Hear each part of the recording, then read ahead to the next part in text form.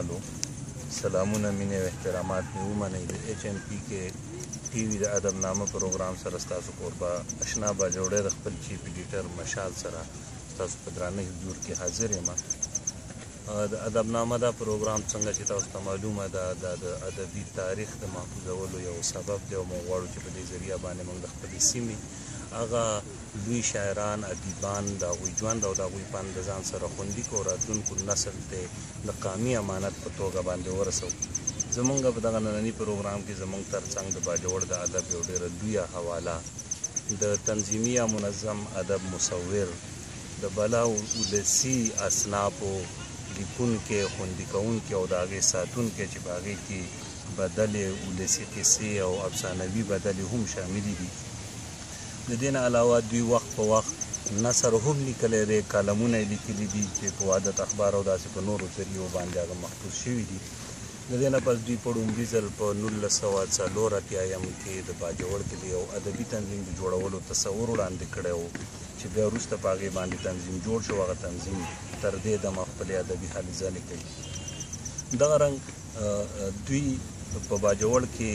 د باجوړ د ادب د جبین د خال په نوم باندې هم پیژندل کیږي او زه اخیری نښه تاسو ته ښیم چې د هغوی چاپ کتاب خو مینه پیژنم چې په دویم ځل باندې چاپ شوی دی. خلکو له مینه ورکړې ده او تاسو به یقینا چې پیژندلی چې دا شخصیت بل څوک نه ښاغلی محمد خان باجوړی صاحب دی. د ښاغلي محمد خان باجوړي صاحب سره به مونږ خبرې اترې کوو. په دغه خبرو اترو کې به مونږ د هغوی د فن په حواله باندې د هغوی د ادب د ابتدا په حواله باندې د هغوی په مختلفو هلو ځلو باندې او د خپل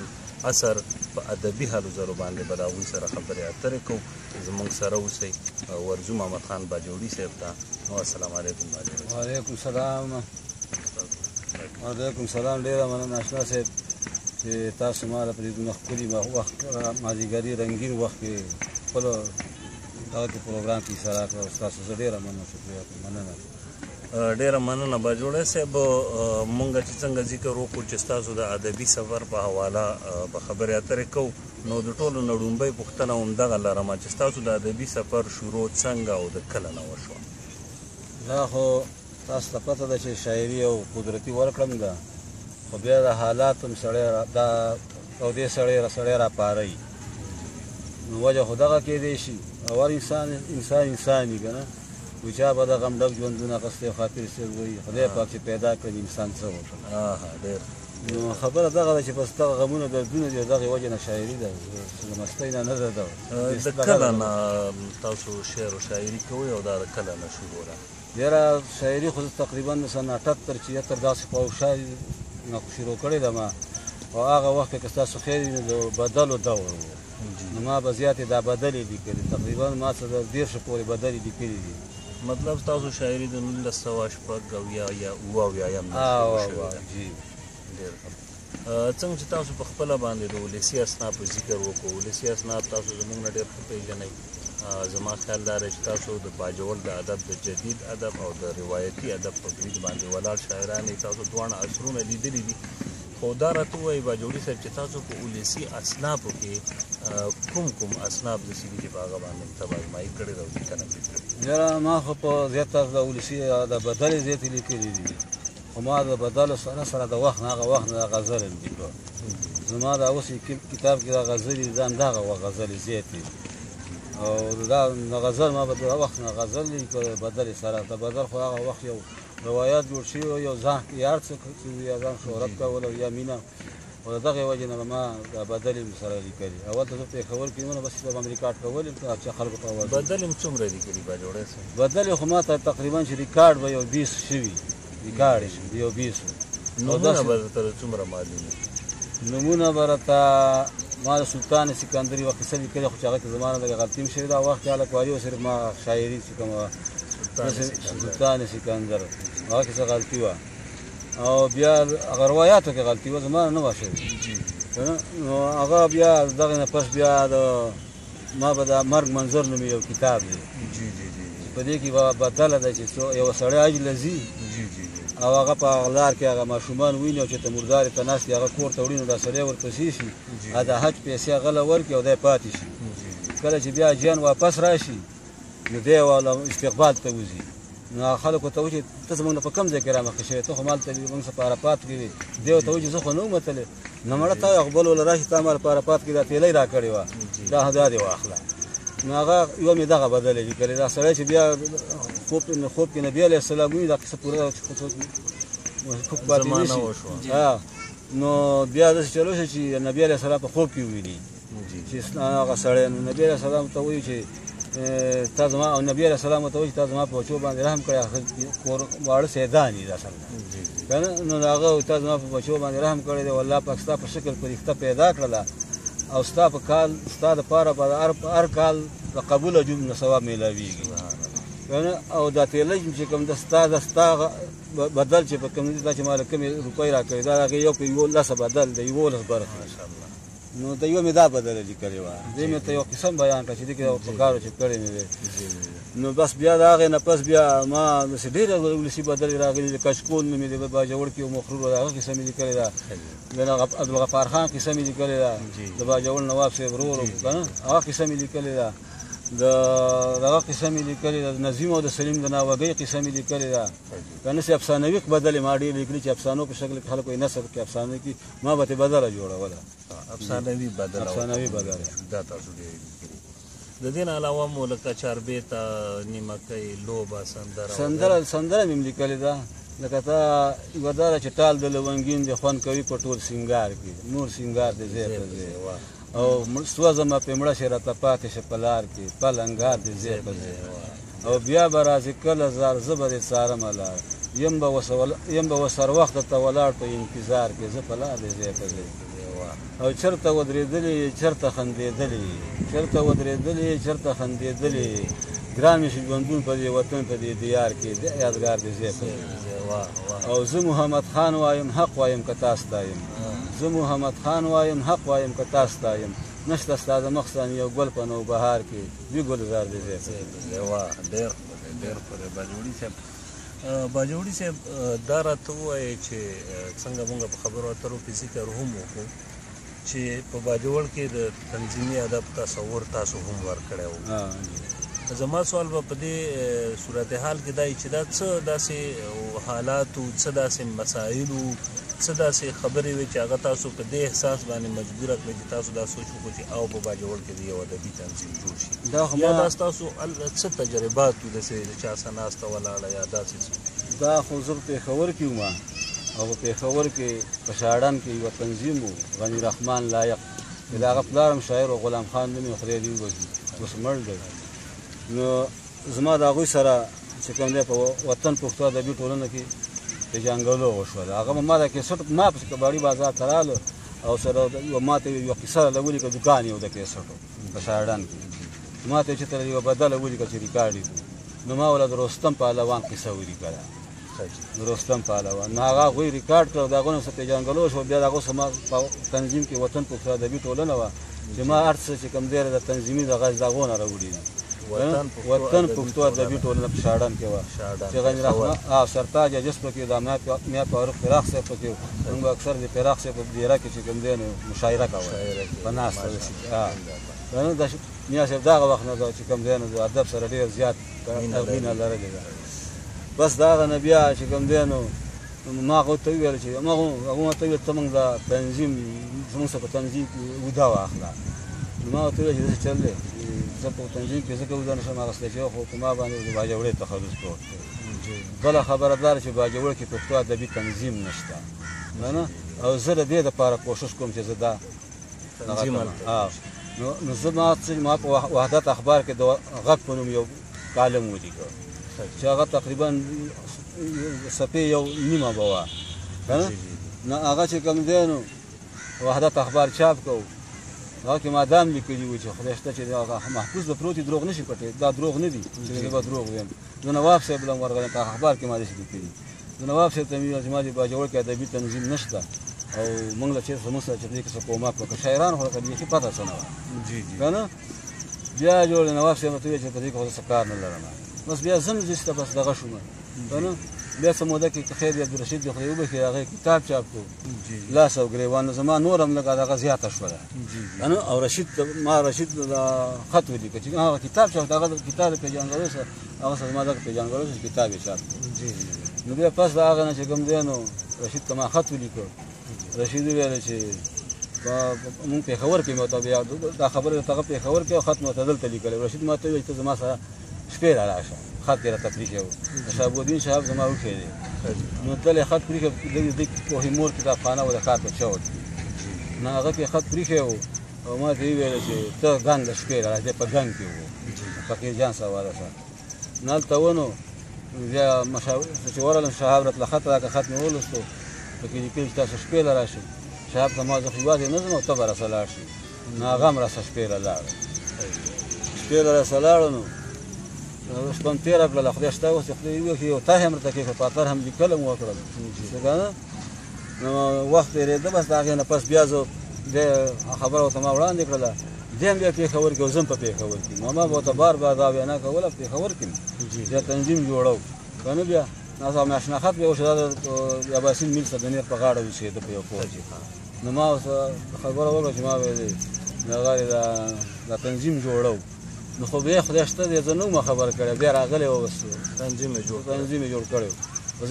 موږ دا ویلی شو چې مطلب په دغه دور کې تاسو د پېښور د ادبي هلو ځلو کې الرېډي موجود وئ موجود و باقاعده ځکه تاسو سره دا فکر و چې ما خو تاسو اول عرض وکړه چې ما چې څه دا د باجوړ دپاره دغه اخیستی دا ما د وطن پښتو ادبي ټولنې نه اخیستی تاسو بیا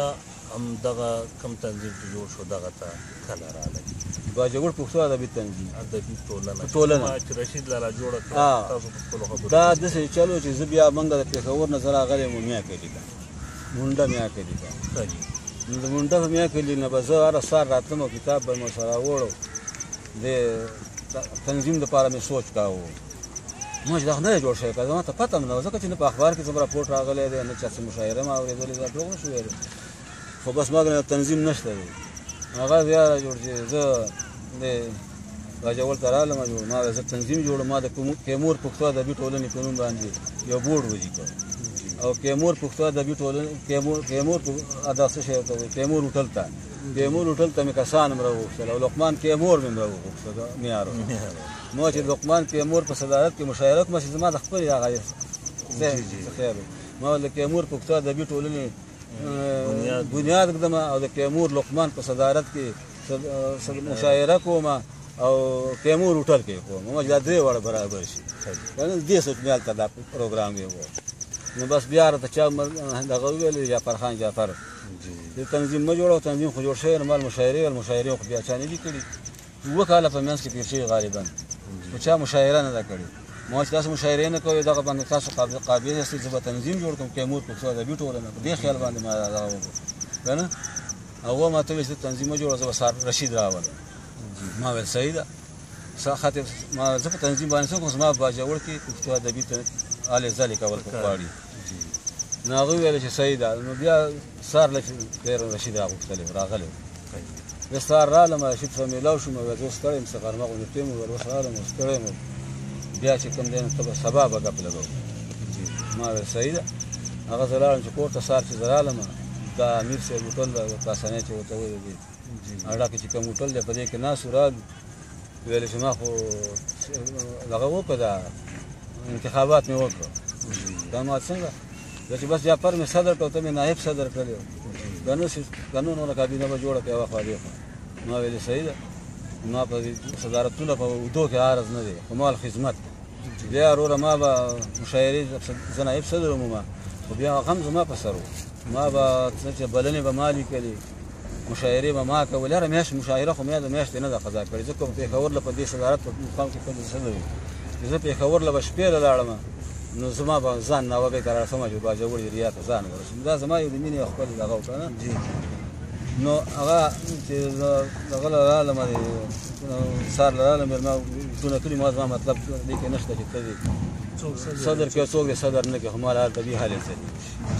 ویل صحیح ده بس هغه تنظیم چې کال برابر شو هغه له حالې زره نه زه مطمئن نوم جعفر خان صدر و ما به ورته وویل مشاعره انټرویو ده ما مشاعره ویل وکړه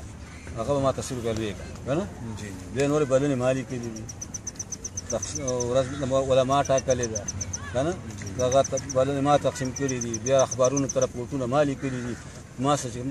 وطن پښتو ادبي ټولنې ته راپورټ هم تا سره شته ته خپل وګوره تا ما درکړي دي نو ما چې باجوړ کې د وحدت اخبار کې ما وحدت اخبار ته به ما لېږله په ریډیو کې به ویلم د پېښور نه که نه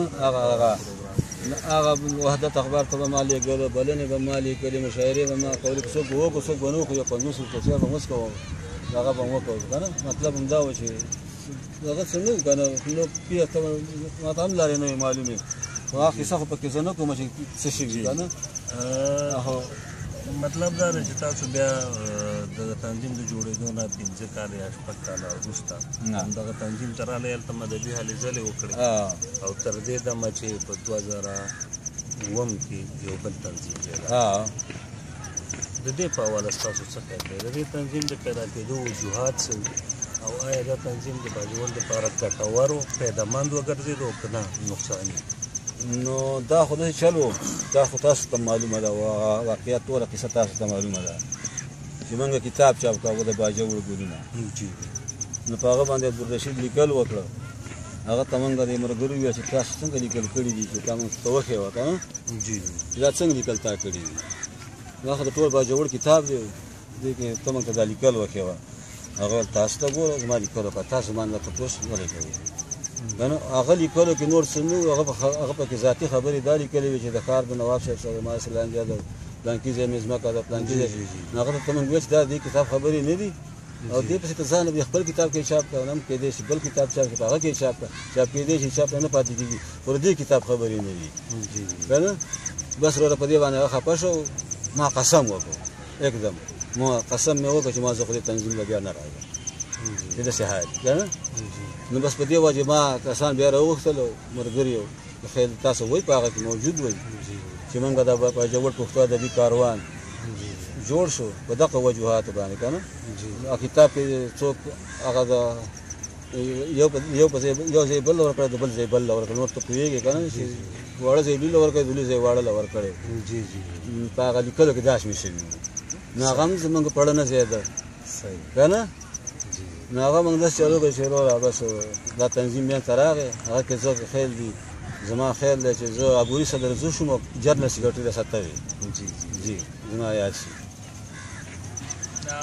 د لوی دی چې واړه له ورکړه شوه د واړه دا چې لوی له ورکړه شوه په دا خبرې وضاحت مناسب ګڼئ نو یاره مناسب هو هوښیار له اشاره او قامقت الله وایي که نه په دې باندې ادبي خلک ټول ماشاءالله هوښیار په دې باندې ادبي خلک پوهېږي صحیح ټیک ده او نور د چا نوم بیا پکې د چا زیات دغه د زړه باندې بیا پکې حقیقت چې وی باندې بیا خبره خو بیا بل شان کېږي هغې پکې غلط دا راته ووایي چې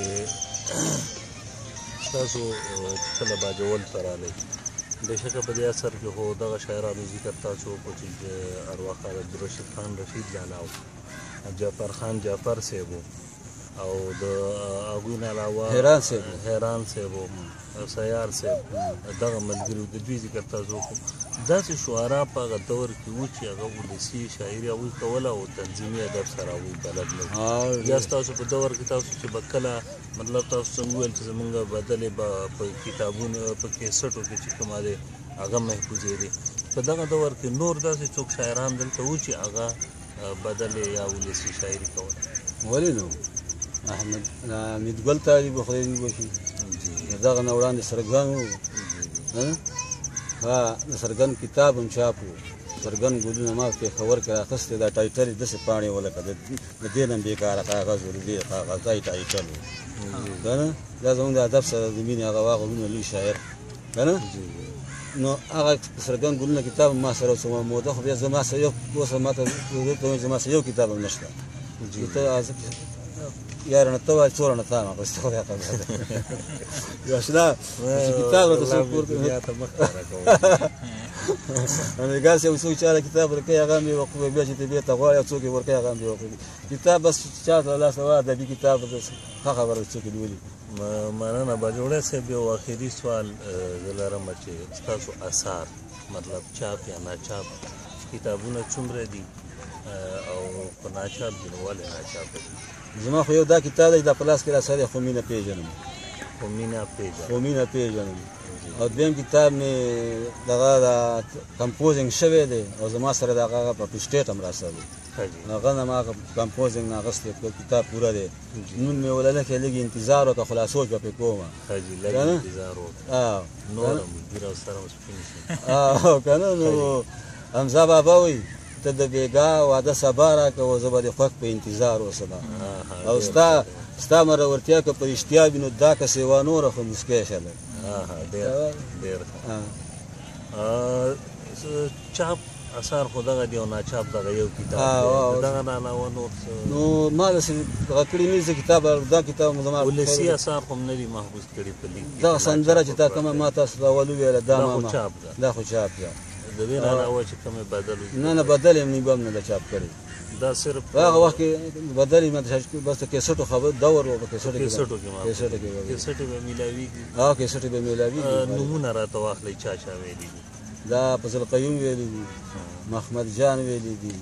جلیل شبنمی به بدله ویلی ده ګلخان مې ته یاد کړه ګلخاني ویلی دي فضل وید ویلی دي یارخان د خدای وبکې هغه ویلی دي که نه داسې هغه د عظمت ګل بیا د ګلخاني ملګری و افغانستاني دلته به وي هغه ویلي ده نو بدل یې زما یوه ورسې نه دی چې وایي وانه د ځینو ځینو پکې درې درې څلور ویلي دي ماشاءالله په اخره کې به راسره خپل یو کلام شریک وکړئ په اخره کې به زه د زړو یادونو نه یو غزل نشر کوم کلام به شیر کې خو به جوړ یو ته پوښتنه زما دی هغه دا چې تا وختي ویل چې ما په ځینو خلکو باندې قصې لیکلې وې که نه نو د هغې خلاف ستا خلاف څه غبرګون نه و راغلی د خلکو چې لکه ولې تا لیکلې دا قصه او یا دا نه و په کار څه دباو خو د باندې نه و اچلی یاره داسې د تورې د چړې دباو خو راته چا نه دی کړی او نور چې څومره وی نو هغه خامخا شوی بلکې تاسو سلام نه ویلې نه ما زه داسې ما چې تی چاته زما خپل زما ذاتي مقصد نو زما خبره کم تاریخ محفوظول بالکل او یو تپوسونه خو ناشنا صاحب یو بل اوس په موجوده دور کې چې کوم سندرغاړي پخوا خو ستا خپل خبرې ذکر وکړو اوس چې ستاسو غزلې ویلي اوس زما یو غزل ارزوناز ویلی دی ګل دی که لمبي دی خو بسمي دا غزل هغې ویلی دی او داسې ګلخاني ویلي دي غزل یې زما په کیسټ کې ویلي دي هغه کیسټ که ګورم پېښور کې ویلي دا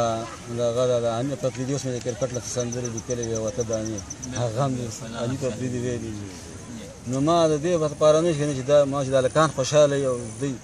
که نه د دې لپاره ما خبره دې نه غزل به نه ورسېد غزل د غزل نه وړاندې اول یو د غزل نه وړاندې به یو دوه شعرې ویمه چې ستا په وربل کې مې زړګی ورک شوی دغه ځنګل کې لیونی ورک شوی وشوه موده چې ما لیدلی نه دی وشوه موده چې ما لیدلی نه دی د دې وطن د پسرلی ورک شوی دا غزل دی چې په زړو یادونو غزل دی چې زړه دې راله وران که وران دې پرېښودو زړه دې راله وران که وران دې پرېښودو زه دې اور پسې کړم ځان دې پرېښودو او بیا خو خړ سیلاب د بېننګۍ وړي ما بیا خو خړ سیلاب د بېننګۍ وړي ما عشقه که زما ګرېوان دې پرېښودو او نور څه درته نه وایم راوګرځه نور څه درته نه وایم راوګرځه راشه مړه شي ای پېزوان دې پرېښودو او ډېره مننه نور څه درته نه وایم راوګرځه راشه مړه شي ای پېزوان دې پرېښودو ویرېږه مینه که دې پرېښوده پویه شه په دې ایمان دې پرېښودو او ته خو ته قربان محمد خانه وي ته خو ته قربان محمد خانه وي ولې اوس هغه یاران دې پرېښودو ډېر ښکلی دا و ګرانو کتونکو ښاغلی محمد خان باجوړی صاحب چې زموږ ورسره ناسته وه د ادبنامه پروګرام د یو بل ناستي پورې راکوي موږ له اجازت د لوی الله په امان